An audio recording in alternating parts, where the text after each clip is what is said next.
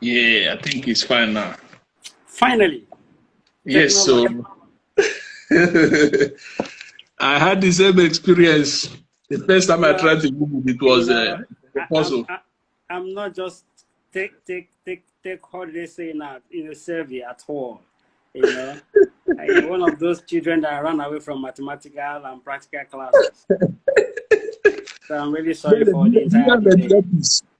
Earpiece.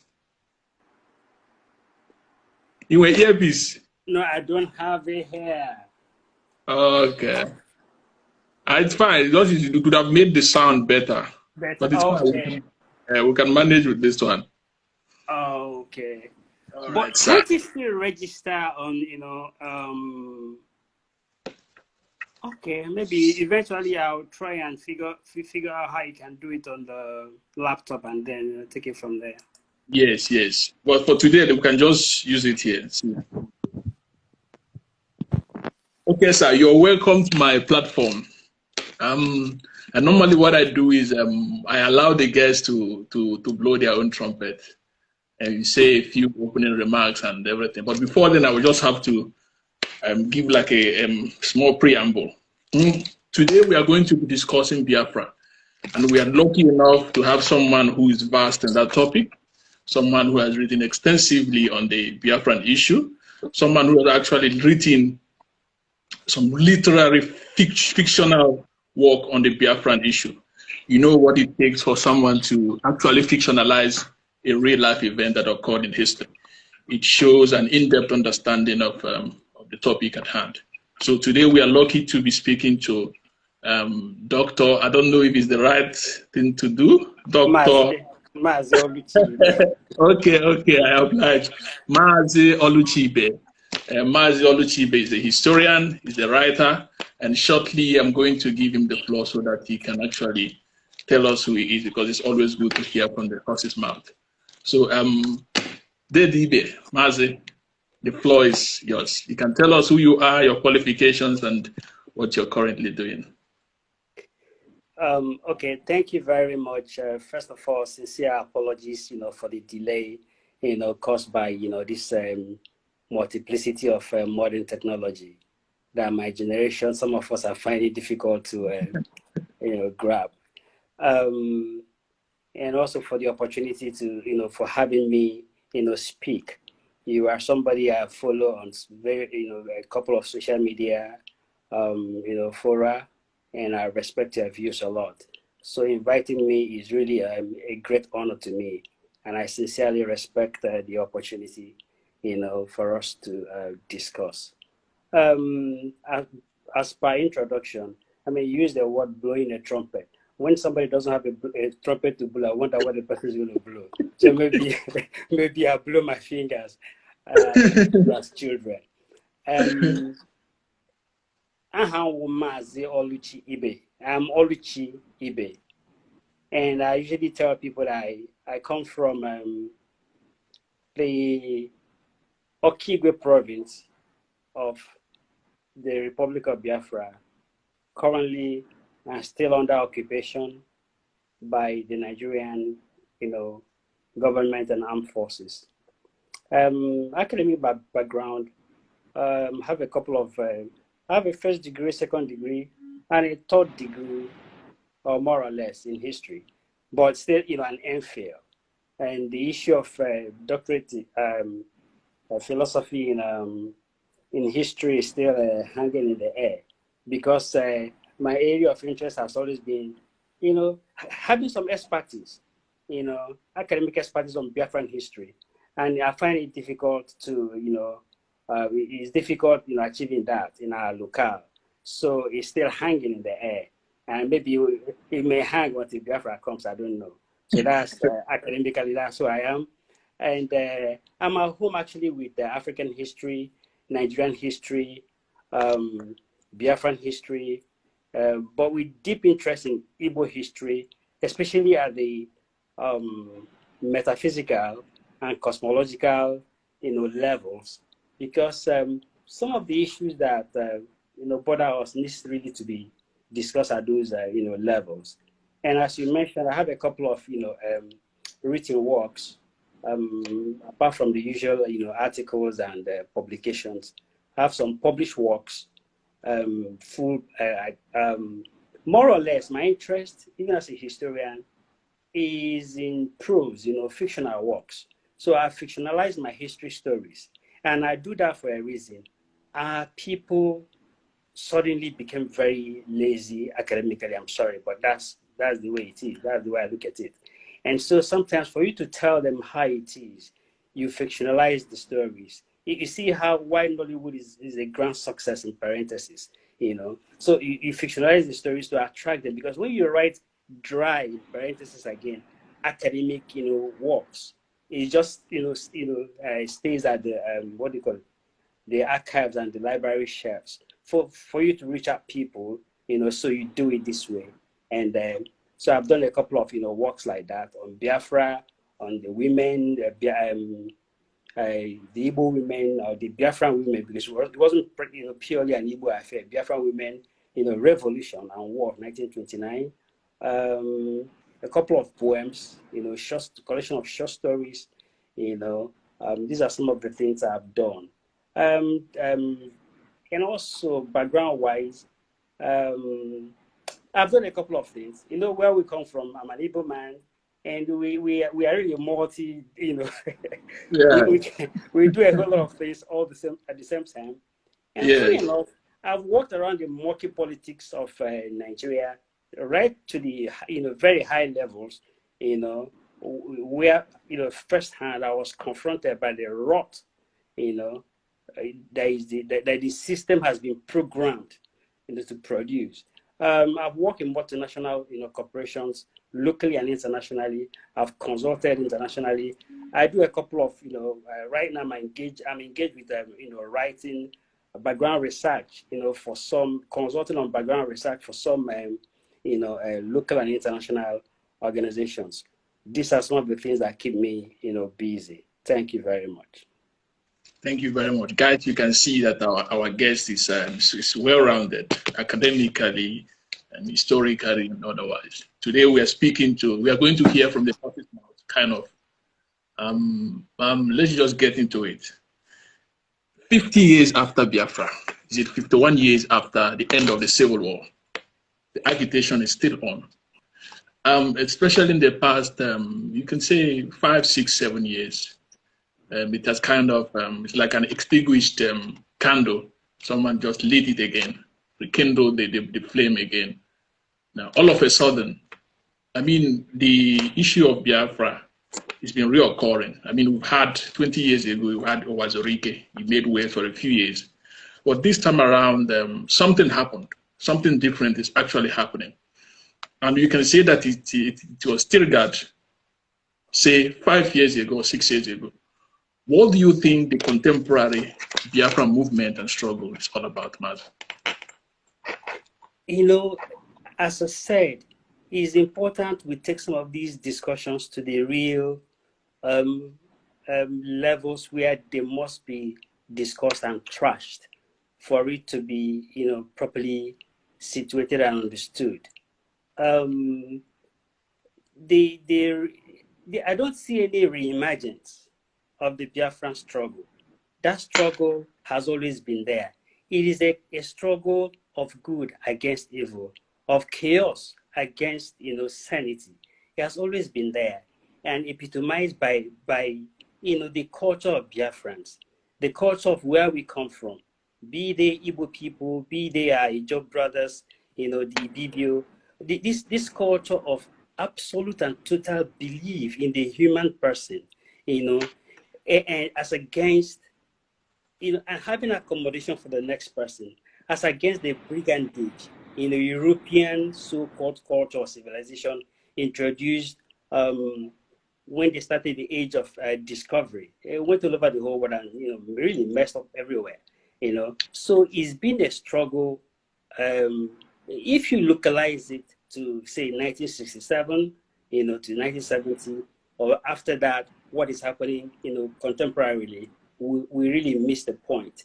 It has always been a fight, a struggle of good against, evil. And let me also say something here quickly, because since the interest is on contemporary times. The Biafran light was never extinguished, using your term. It was never extinguished. Even in 1970, when, the struggle, for instance, had a temporary, I call it a temporary glitch. Yes. We need to understand what happened in 1970. What happened in 1970 was that the leader of that movement, Ojukwu, left the country. He was never arrested. He was never, he never put pen to paper, on surrender and all that. Yeah. Then a segment, remember his statement, I'm going out to look for peace, a segment of his government now surrendered. Even in that segment that surrendered, there was a third segment locally that still refused to surrender.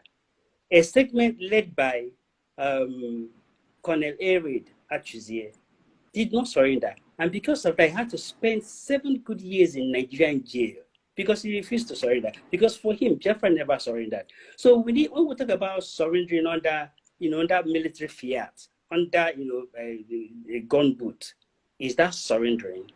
We have seen scenarios like that in France in 1940 when Germany conquered them, in Holland, in Norway, all over the whole world. Does it mean that they really surrendered and lost their sovereignty forever? Today, they have recovered their sovereignty. So we need to, put that into, in perspective. And also, let me, quickly add on to that, when we talk about this contemporary Biafran agitation, we tend to think that it started just yesterday, maybe 2 decades ago, thereabout. No, immediately after 1970, a whole lot of Biafrans, who were frustrated by, by what happened in 1970, left the country, especially the intellectuals. People like Emma Okpara, who went into exile to Germany, and so many of them like that ended up in the US, in some of their best, universities. And the universities know who these people are and opened their doors and accepted them. And there they continued their agitations in writings, in articles. There are a lot of articles from 1970 to 1980 that never stopped talking about Biafra. And of course, you see in the 1980s, an explosion of books on Biafra, came out. There were reasons for that. When a people are defeated in war, we have seen people defeated in war before, Japan, Germany, and the rest. But this is a situation where it is claimed that Biafrans were defeated, but yet Biafrans have produced more, work on the history of the war, more stories on the war than even the conquerors and all that. It's not supposed to be the case, is it? In the American, war, Civil War, is the conquering side that practically has all the literature available. But why is the reverse in the Biafran case? Because there is something, that is bigger than what the charade that happened in 1970. Thank you very much for that very insightful take on the issue. I knew you were going to get to the point where you dig into it really. Instead of giving mundane answers, you're going back, going into the abstract to try to understand it from a historical and the contemporary point of view. Okay, my second question is probably it's a little bit ambiguous in the sense that arguments have been put forward and made by certain people, certain elements of the so-called Biafran homeland. IPOB, do you think they are getting it right? Or do you think that they need to rejig some aspects of their movement, some of the ways that they've done things? You think it's perfect? You think that they have room for improvement? What have they done right, and what do you think they have done wrong in the past, since the emergence of Nnamdi Kanu? Let's put it this way. In a struggle like this, first of all, a struggle like this is more or less a marathon, unless some other unplanned, unanticipated accidents, happen, or calamities, or whatever happens. So for a marathon, you keep on, rejigging your system as you go. Remember, well, where I come from as an able person, there is this adage that my mother may born and nature, abhors vacuum. So if in parentheses, those who we expect to lead, the Igbos also say that only jaka if the father dies, then whoever, any of the siblings, any of the children that has the resources should help and bury the father because he wasn't killed by the first son. So nobody should expect just the first son to do, So I don't, you won't catch me criticizing Nnamdi Kanu or IPOB, He's operating based on the exigencies of the time and the way he sees it and the way he interprets it. And because these things don't wait, there are no perfect times when all these balls, all these seeds will fall into their right places, and then, like my late friend, the musical icon, Fela Adekola Kuti, he will say that if you are suffering, never reach you, make you talk. My own don't reach me, make I talk. So I'm going to talk the talk. So if the suffering got to somebody like Nnamdi, for him to talk the way he's talking, the way he's doing. So if it has not reached you, hold on. But if it has gotten to you and you have a way of talking, you go ahead and do your talk. But I tell you this also, that life is not perfect.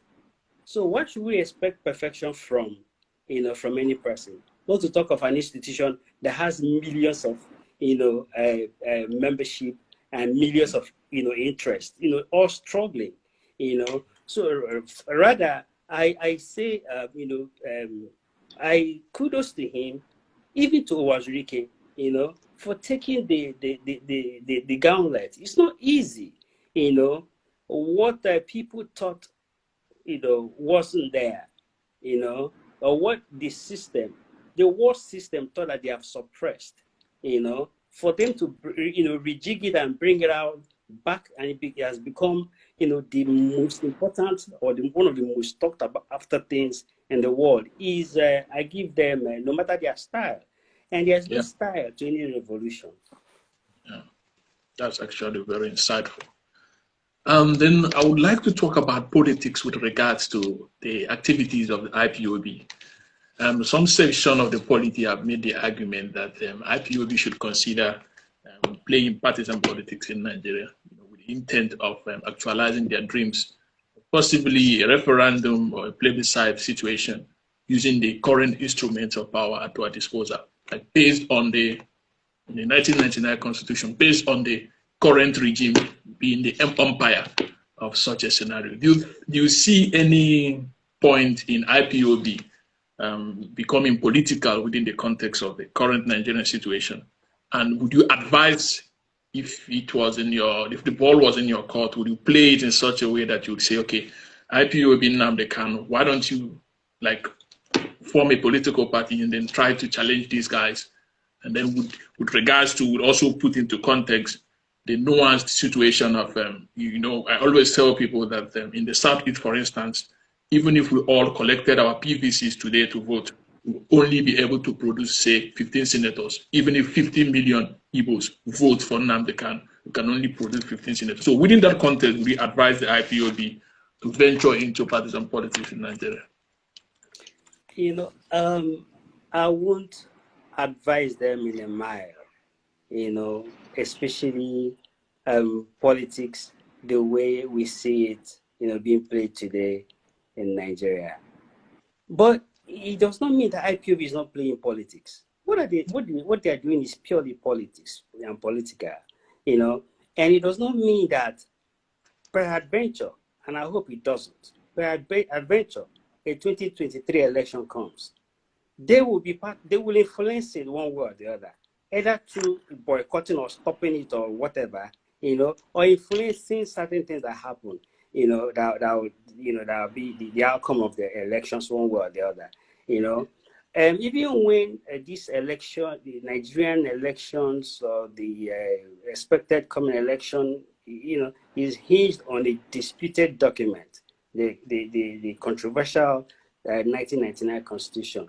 Why should somebody, want to go and, practically, hit his head on a stationary, tip, as we say, a truck? It doesn't make any sense, And also, as I said, there are so many paths to a revolution. There are so many paths to, revolution is not really a scary word, a word that people should be scared of. Revolution is simply change. It's just during the in the contemporary time that revolution took the negative idea of bloodbath and all that. No, it is change, and massive change. That's why I talk about industrial revolution and IT revolution and all that. So the idea of what Nnamdi Kanu and is a political revolution, a political change. In what in that geographical expression, called Nigeria, that is really, for me, it's completely overdue. But for them to line up behind ballot boxes and voters cards and all that, that would be, laying a trap for themselves. Yeah, like what happened with Afghan 2003. Remember how, despite what happened, like it's general knowledge. Okay, you can say allegedly that Abga won at least the 5 states of the Southeast in 2003, using Oluchukwu's face as the symbol of the party. But somehow you can see what happened. They were kind of rubbished. So I was discussing with a friend a few days ago, and I told him, I said, you see, when they invite groups like IPOB or MASOB to come join their whatever politics that they play, it could be an invitation to be insulted, an invitation to be reduced, and then they will say afterwards, see, you are not popular, no one voted for you. And then they will use that as an ample point to discredit whatever you're doing, and say to you that, okay, since nobody voted for you, in parentheses, like we would say, so what then are you doing here? Who then are you agitating for? So I actually buy into the idea that the partisan way is not the way at this juncture. So another question that I would like to ask is, in every situation you have the common middle ground, where probably the neutrals and the people who don't pay much attention would like to say, okay, this is my stance, this is where I'm going to stand. And then you have the two extremes, both ways. So on one hand, you have the pro-one Nigerianist, on the other hand, you have the secessionists, and in the middle, you have the true federalism and the structuring agitators. Do you think we've crossed that Rubicon, whereby the other day I was in Bremen, Germany. I was talking about restructuring. You see this co-IPO, they nearly lynched me. So do you think we've crossed that Rubicon whereby it is now Biafra out or Biafra exit or nothing? We, sincerely speaking, we crossed that Rubicon. We crossed it in 1967 with the Abuja Accord, sincerely speaking. All that has happened in the last 50 years is just, the normal shadow boxing of the average, Fulani oligarchic, structure and system. And then their bandwagon, couple of, fellows recruited from all other tribes, to pretend that, there's some level of order or sanity in the system. No, as I told you, for me, what I do is I don't really start anything without trying to get to the top, getting to the end of it, and really, explain to myself, what is this all about? Yeah. I told in my introduction, I mentioned I played active politics in Nigeria, including, somehow at the national level, especially, background research, investigating what goes on. And there's no word yet to describe what goes on in Nigeria. Apartheid is a child's play. Abga, you mentioned here, as far as Oluchi Ibe is concerned, I was in Abga at the point, not really a card carry member. I've never carried cards of all this. Abga, I describe it as a criminal organization, and I don't give any excuses for that because I was there. I saw the horror that happened there. Even a mafia family can't be that brazen, not to even now talk about APC or PDP. That's just, bunch of, let me not, it is a serious situation. We just have a group of, I don't know how to describe it. Greed is not the word. I don't want to sort of by calling them criminals, though they are, but it's a serious situation. A group, that just pocketed the country and ready to, instead of they are letting go on the so-called restructuring or federalism or whatever, it is better the country bonds. Beyond, I've been in the restructuring argument, just like I crossed those ideas of federalism, went deep into it, researched into it, read fantastic papers written by people like Senator Ella, in the 1980s, who resigned as a Senate pro tem, president. Yes. These arguments have been on. We just refuse to, to dig deep, But these people are not ready to let go on this criminal. Nigeria is a criminal organization that grab the geographical territory, and then making it. They will make it until it dies. Yeah. Tomorrow, after all, what are we practicing? Is it not democracy and federalism? Is it not what we are practicing in Nigeria according to them? Yes. But from what you know, so tomorrow when they tell you they are giving you a restructured Nigeria, it will still be the same rubbish. So why fall for that, idiotic, arguments and discussions? We should look at the basic, as I said, cosmos, at the cosmological level, at the worldview level, the struggle in Nigeria, and in fact in the world is at the cosmological level where world systems, people's belief systems, when they merge, they move together. Just like the Holy Books will say, if two are not agree, will they work together? These are two different world systems that have never ever agreed.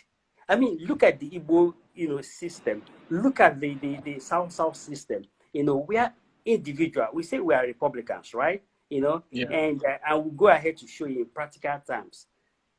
And you now see another system that is feudal. On top of it, external religion now came in, Christianity and Islam, that are very, very destructive, they can't grow without killing. They can't grow without destroying the other one. But in African religion, for instance, where are you going to see somebody, preaching, begging you to come and join him or cutting off your head for you? No. So we have systemic, cosmological, worldview challenges until we address these issues at the worldview level. It's not about somebody, the Fulani herdsman, being, raping and killing and cutting people's heads or shooting people who are waving flags. At the fundamentals, at the cosmological level, at the worldview level, it will never, ever work. Even if it takes another 1,000 years, it will never, ever, unless one system, and that's what they want to do, unless one system completely ruins the other system, as the Fulanis try to do with their Hausas. Yeah. So it's no longer a question of fanciful words about what do you call it, federalism, beautiful words like confederalism. No, the arguments are long. If we want to survive, if we want to exist, if we want to remain as humans, standing on our legs, taking charge of our own destiny, then issues of federalism, restructuring, and all those shouldn't even be topics. Yes. Then war. You see, like peace and harmony, or harmonious society, before you get to that stage whereby you can say that you have peace and harmony, that we are coexisting as one entity, as one people, there are certain preconditions and prerequisites. We need to tick certain boxes for you to arrive to a point whereby you can say that this country is now stable or this society is now fine. And one of such those preconditions, if you look at what is happening in Europe after the two world wars, how they were able to organize themselves, the situation is a complete opposite to what is happening in Africa. These people manage to organize themselves along ethno-religious settings. You find the Germans are in Germany, the Dutch are in Holland, the Belgians are there, the Italians are there, everyone is in their own country, like forming homogeneous entities. The few ones that were not organized or administered, that are not like homogeneously comprised, what they managed to do was like they had like a federal system. Like in Switzerland, you have the French, Italians, and German cohabiting in a federal system. In the UK, you have a confederation and all of that. Why do you think our forefathers or our founding fathers, you know, the Zigs, the Bellows, the Awos, because all of these things that we're suffering to could have been avoided 50, 60, 70 years ago. What happened to them? Like, couldn't they see what was happening in Europe? Like, even in Europe, countries like Czech Republic and Yugoslavia, they stayed together with like so many nations in one group, but they fought each other tooth and nail until in the 90s, they disintegrated along ethnic lines and started prospering. What happened to us in Africa? Why didn't we know that the British came and did their things and mangled us? But you see, some of our pioneer leaders in Africa insisted on, I don't know how to call it, this neoliberal, socialistic, I don't know, ideologies of forcing everyone to form a nation, to love that nation by force. And when you don't, you'll be inundated with tales of how you should love each other and do whatever. Despite them being well-traveled, with them being seen like what happened in Europe and how the Americans organized themselves and everything. What happened? I think, about our post-colonial leaders, or our leaders that fought for our independence, in parentheses, and they were, I would rather call them not heroes of their times, but victims of their times, victims of their environment and the knowledge system available to them within their environment. Despite how vastly educated you think they were. One thing is acquiring the educations in the foreworld.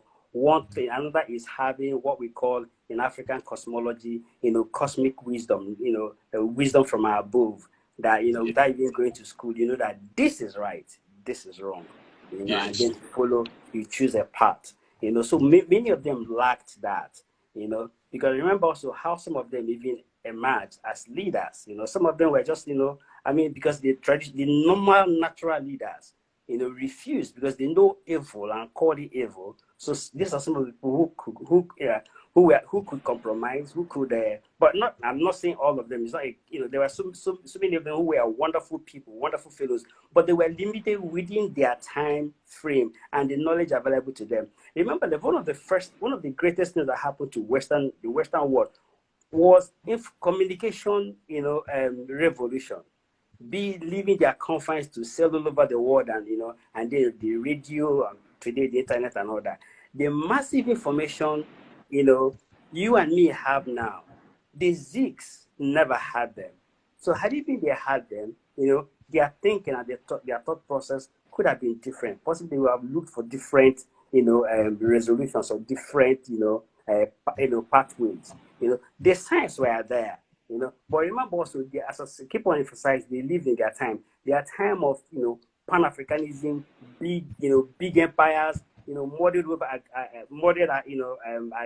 like the British Empire is so much loved, and the Commonwealth and all that, But today we see that those things were pure, wishful thinking. But we are seeing that because of the what has happened to us, and then the power of information available to us. There's some critical thing you did say was how Europe was in the olden days and how it eventually became nation states instead of empires or states. The same Europeans who did that, realizing what they did, consciously came to Africa and now lumped different nations together and created a perfect quagmire, perfect, see what we are facing today. They did that consciously. Because the more they created that scenario, the easier it is. I mean, we all say when the two grasses fire, what happens? But that's beyond even the issue. You gave a beautiful example of let's say Switzerland, where you have about 5 different nations cohabiting into as autonomous, almost nearly independent autonomous entities in one country. Now, why can't that play out in Africa? I don't know about other parts of Africa, but let me use Nigeria as an example. Yes. That was what they wanted to, our forefathers or the colonial, post-colonial leaders wanted to do, with the federalism, the North, the West, But when you live in a system, you live with people who consciously, whose DNA, whose worldview is predatory. Yeah. There's no system. Take the average Fulani with their worldview to Switzerland and make them just a subgroup of the Swedish Confederacy. You see what they will do. They want to destroy it. So had it been the left, what do you call it, the federal structure as it was from 1946 to 1966, the way it was, it would have been, you know, an easy, it would have been manageable. But because it is in their nature, I mean, it is I don't blame them. It's in the nature of a scorpion to sting. Are you going to stop a scorpion from stinging? You can. Do you know the Fulani? Their distant cousins are the Tuaregs. They have practically their worldview. But do you know the Tuareg idea of democracy? Their word for democracy is the same word for brigandry. Compare it to the Igboman, whose idea of democracy is on Hakarase. I say this, you say this. I mean, okay. So what about, like, even other humanistic angles, like, blood vows? In the Igbo Holy Grail, for instance, things fall apart. You see an Okonkwo, accidentally killing somebody, and you see the rituals and then he was also how he was rehabilitated. But for these crimes, in their worldview, they will have a generational blood oath against each other, that they will kill each other forever and ever. How does these two worldviews, for God's sake, plan to cohabit? Very, very opposing worldviews. There's another thing that are war. Like in freedom fighting arrangement, like freedom fighting movement, if you check the ZANU-PF, Mugabe's bush war with Ian Smith, initially it was just they were just join. It was writing articles, the typical activistic activities, marching on the street. Eventually, they picked up arms and then they fought each other to a standstill until 1980 or 1982, when they negotiated a peaceful settlement. In South Africa, the same was the case. From 1960 until 94, ANC embarked on an armed struggle to try to match the apartheid regime, man to man and fire for fire, because they didn't want to sit on a round table and have a dialogue. Do you think it's justifiable, or do you think IPOB has picked up arms? Let me just put it that way. I don't think IPOB has picked up arms. I'm not a member of IPOB. I can't speak on their behalf, but I don't think they have picked up arms from what I'm seeing, is one thing. We have a natural right. It is only a tree, for God's sake, that will stand, you will stand, beside and say, I'm going to cut down this tree tomorrow. And you come back tomorrow morning, this tree standing there. A Fulani armed headsman, a bandit, walks into your own farmland, your own compound, and decimates everybody. You want to allow him to do that again the next day? No. If he has a gun and you don't have a gun, and you have a stick or even a stone, you will use it, because that is who you are. You have there's this natural instinct to respond, to save yourself. Yes. And that is what, IPOB said that they are doing. Setting up a security network of community of people. Yes. Go to your community, arm yourself, whatever little help we have, we'll give to you, and defend yourself from who? The people who have been killing you over the years, But naturally, scenarios like that, situations like that can now, expand and explode into full war. But the mistake we make is this. What is full arm war? When do you know that you have started full arm war?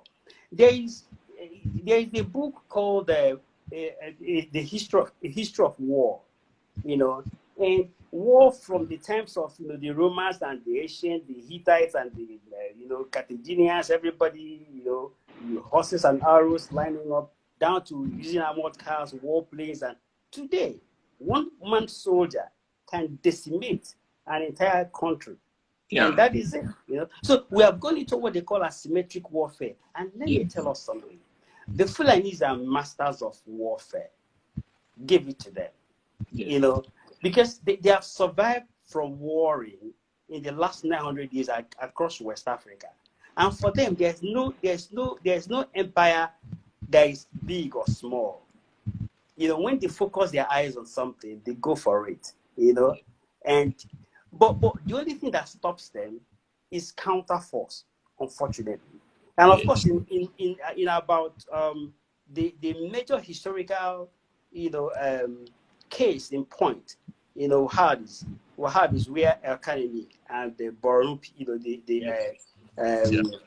they kind of, you know, stop them, you know, unlike what other communities, you know, yeah, I don't want to really go into that, but as far as I'm concerned, there's a full-blown war declared by the Fulanis, whether you call them the Bororo or the headsmen or Boko Haram or bandits. It's a full-scale asymmetric war, and is raging in eastern Nigeria, Biafra land, as we speak. Yes, like just to add to what you've just, very important point that you've made. Like in Ghana, they tried to invade Ghana. Ghana was in fact their first target. They wanted to invade Ghana, but the Ghanaians, like, you know, the power structures in Ghana is such that we don't have like the caliphate hegemony like they had in Ghana. It's like the southern Ghanaians are the ones who are they make up the Ghanaian political hegemony. So they wanted to invade Ghana, and there was a counterattack. You know, they were chased out. So Nigeria became the second target because apparently they run things in Nigeria. You know. So my other question is this. So I understand the point we made when you say that also it's a very, very, very, very basic argument. Even when you don't need to go to school, don't need to be educated to understand. It's either you run away or you fight back. Two options, or you die. So my other question is this. You know, if there's war, there's going to be a lot of casualties. Human resources, material resources, and otherwise, you know. The whole of the eastern region will be, if it happens like it happened in 1967, the whole of the eastern region will be turned upside down. You know, the equation of IDPs, people will be internally displaced people, they will overrun the region and then everything will collapse. Say it comes to that, is it worth it? Will the fight for freedom be worth that kind of sacrifice again after 50 years? First of all, the fight for freedom is worth everything. Because he said that you are free or you die, unless you want to remain a slave forever. You know, I guess every society that is alive today, that is free, you know, has passed through fire, you know, and nobody, no sane person, ever advocates for war, never. But what has always happened to human beings and societies is that war is dropped on your laps. What do? Becomes inevitable. You run away, you die. Yes. You stand and fight, you stand a chance. Yes. But also remember, you said, you know, okay, suppose the war is not fought in the East. I said the world has gone asymmetric. War has gone asymmetric. Yes. We can see what one, you know, you know, these are some of the issues I only, you know, want to go into, you know, now. But the thing is this: part of the propaganda of scare is the use of what happens, you know, when, you know, war comes. You know, I mean, everybody dies, you know, your family, women are raped, everybody ends up in IDP camps and all that. You know, and the moment you subscribe to that fear, you're already dead and defeated. It's all over for you. But when you stand your ground, we want the heavens to fall, and you say, let it fall yesterday, not tomorrow. Eyeball to eyeball, and that you now have, you know, you see that peace nobody talks about, it will be presented automatically on the table. Yes. It's usually like a kind of blackmail, like the thing you said about asymmetric warfare. And since the involvement of non-state actors, like what happened with September 11 actually changed a lot of things in the international system on how wars are fought and everything. You know, and then we have social media nowadays. Like I always tell this K-Monger, I tell them that, you see, in 1967, we had like a few thousand Igbos scattered in Europe and North America studying. Most of them were students. Today in 2021, we have something like 20 to 30 million Igbo people scattered in these same places, all living well and doing a yearly remittance of close to $20 billion a year. That will count for something. You know, they always say there's war. Then you ask them, if war or if the threat of war is the reason why we must stay united, then it actually justifies the quest of the agitators, actually justifies the need for us to go our separate ways. If war is the only thing going to keep us together. But you know, you're speaking to brick walls, they don't look at it that way. But let's get to the other point that I tried to make. Nyamodo, when he was Ohanese president, made a very good point, something that I've kept with me all this while, something that at least from a neutral observer made sense. Economic Biafra, like existing in this current political system we found in ourselves in Nigeria, but driving development to our region based on the 1999 constitution, which is the rule book. Is that even remotely possible? And let me just give you a context. We have 68 items on the exclusive listing, the things that effectively centralize Nigeria, that falls under the purview of whoever is the executive president. So something like power generation and distribution. You can't talk about economic growth or economic Biafra if you are not able, or if you are not, you know, if you are not empowered or constitutionally allowed to generate and distribute your own power. So when Modo made that suggestion, on paper it looked good, but when you critically analyze it, juxtaposing the whole thing with our present context, you know, represented by the 1999 Constitution, it begins to look shaky. So do you believe in economic Biafra based on this current political system we're on? You know, can we forget about Biafra and focus on economic Biafra? You know, why I like discussing things, you know, at the Igbo ideas level, you know, at the cosmological level, is because all these issues have been taken care of, you know, by our culture that is so ancient, more ancient than so. Our philosophies are so ancient, more than so many things. Than, for instance, you know, so many of them out there, civilizations out there. Yeah. They will say, "And I was also Tala." If I was a good.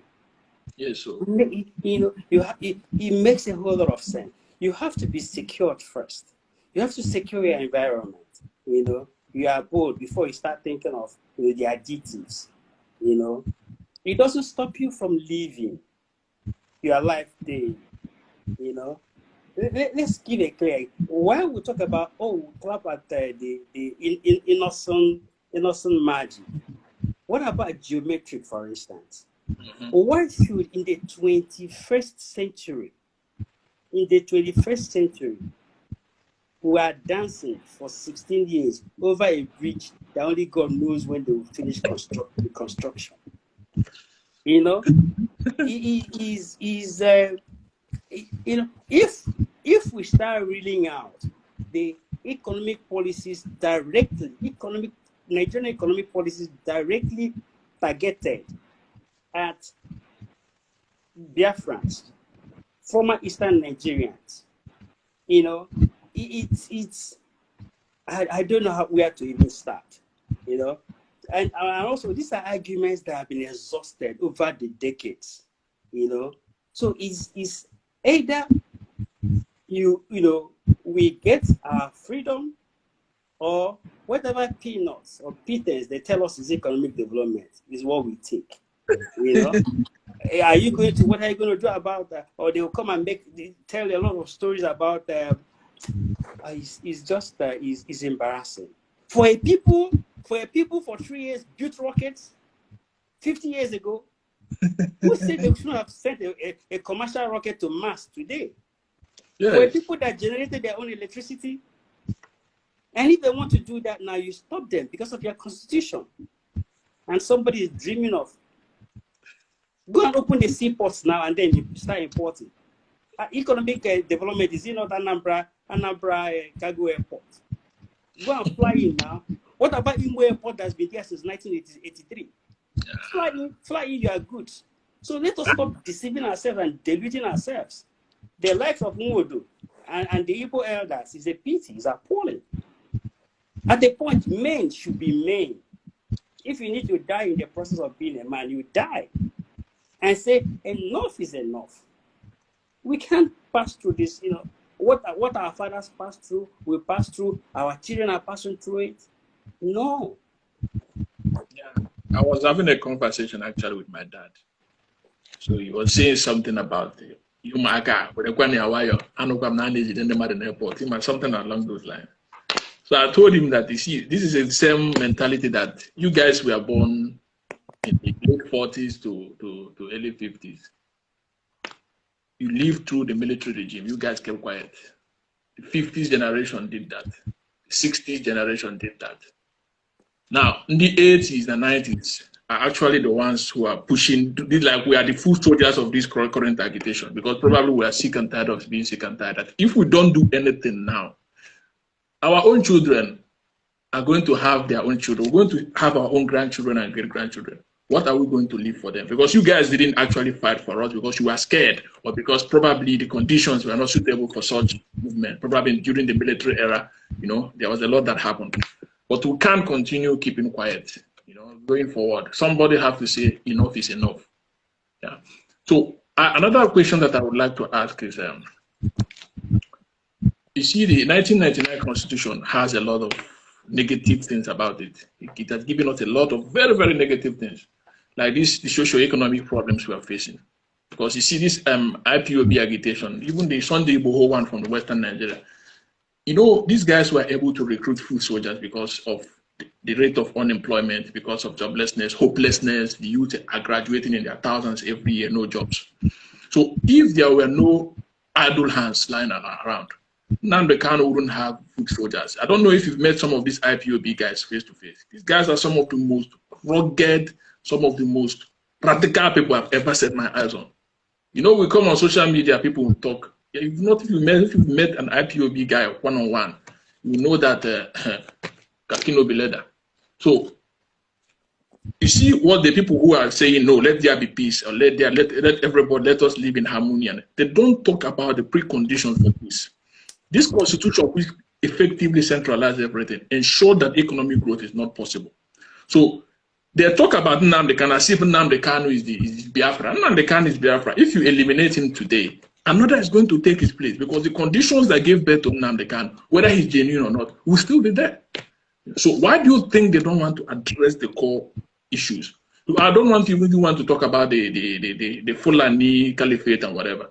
I want us to talk about our own Eastern Nigerian elite. I don't want to talk about South-South, because I think South-South, that word or that phrase is actually intellectually dishonest. There's nothing like South-South. So our Eastern Nigerian political elite, do you think they have a hand in what we are going through now? And how do we convince them to at least say, okay, guys, I can see you guys are making a point. Let us try to, you know, team up, see how we can work these things out. Because as we can see now, they are not pro-federalism. They pay lip service to it. They are not pro-Biafra or whatever, something like that. So what do we need to do about it? Because whether we like it or not, we need them. Like in Ambazonia, their elite are strongly behind them. That's why their movement is beginning to get a lot of attention, more than the Biafran one that has been around. So what do we do about the Eastern elite politicals and the politically exposed people? Okay, thanks for this. But let me also wind back a little bit to the issue about the 1999 Constitution. You know, definitely, you know, as a historian, I will never stop, you know, going back to where you all started. Because if you even want to talk about 1999 Constitution, you will end up with the amalgamation in 1914. So let's not all go there. But the critical thing about the 1999 Constitution, as well, is a pure fraud. When somebody says, when the very first sentence in that paper says, "We the people," Mazi Ibe, were you there? Who represented you? Did they have your endorsement? You know, so these are some of the issues, you know. So that is it's just a consolidation. Is the 1999 Constitution is just a consolidation of the haste of this grand stealing, grand lessening of this country, you know. And there will be future constitutions. to consolidate this 1999 constitution. Let's, there are some in the pipeline already. Yes, of course. They'll be worse. They will give one and take 10 back. Yes. That is the system, Because, and as Bob Marley would say, the fight is against the system. There is a system in place. Now, straight to the Igbo elites or the Eastern region, elites and all that. Yes. There is nothing new under the sun. We'll still go back history. What did the colonial masters do when they came here? They recruited imbeciles, nincompoops, efulefus, idiots, and wore them dresses, clothes, uniforms. Some were given, their hats and, their accoutrements of court jesters in Europe. Yes. In the palaces, and then they would dress and then they became leaders. Let me tell you a story. In the community where I come from, when the colonial masters came there, and someone or the other, they all came, and they told, whether it was Douglas or the one before Douglas, told them, give me somebody, give me an elder that will come and be your voice at Owerri. Yes. So, they eventually called the oldest elder, they are the leader of the clan. The white man said, you are the leader of the clan, you're going to follow us and be our... The man looked at him and said, Deep Hakam, to follow a fellow man and carry his bag. Don't you see this, my younger brother here, who is an idiot, he doesn't have a farm, he can't cultivate yam. So that was how a man who didn't have, who was a wastrel in the community, was made the what do they call it, the district, a colonial official. Yes. And he came back from Owerri wearing khaki and then a white hat, and he then became a terrorist to the people. So and he has not stopped, right from from Mbamiri brothers down to Igbo heartland. It's the same system. You recruit, the wastrel from the community, empower them, give them army and police, let them suppress their people. And of course, the biggest one is the one that just happened in Imo State. So looking at them for salvation, look, they are doing a perfect job for what they have been paid for. A perfect job. So when a man is doing a perfect job, why are you going to how are you going to give a person a poor mark again? And also remember, our system is also a little bit, our social system, cultural system is a little bit different from that of our Amazonia, and even from where their agitation started from. It does not mean among these elites also there are no one or two sane people who know but because of the number opposed to him, Let me also give you a final example. Remember when one of these crazy military officers came up one day and said option A4 as an electoral system? What happened to all those our politicos, our political leaders? The community just simply told them in their ward, in their village, that you are not our leader. The leadership they elected catechists, they elected principals, headmasters. These were the natural leaders of the people. And that's how our society has functioned for thousands of years before this wastrel from Europe, came and invaded us. But I'm not giving an excuse for it. We've had a long time to correct that, and it's being corrected by a new wave. But there are cultural cycles. Let me tell you something about culture. Culture absorbs shock. Let me give you if I hit you on your tummy now, you feel a horrible pain, but with time, that pain starts easing. If your stomach has been pushed in, it starts protruding, back towards this, that is nature at its purest. Culture is nature. When you hit nature, it takes the shock, and then it starts bouncing back. Our culture has taken a horrendous shock from colonialism, from post-colonial, political leaders. But now, it has gradually on its own reconfiguring itself. We are running out of time. I think we have 20 seconds left. Okay, well, I think I'm done. Thank you very much. Thank you very much for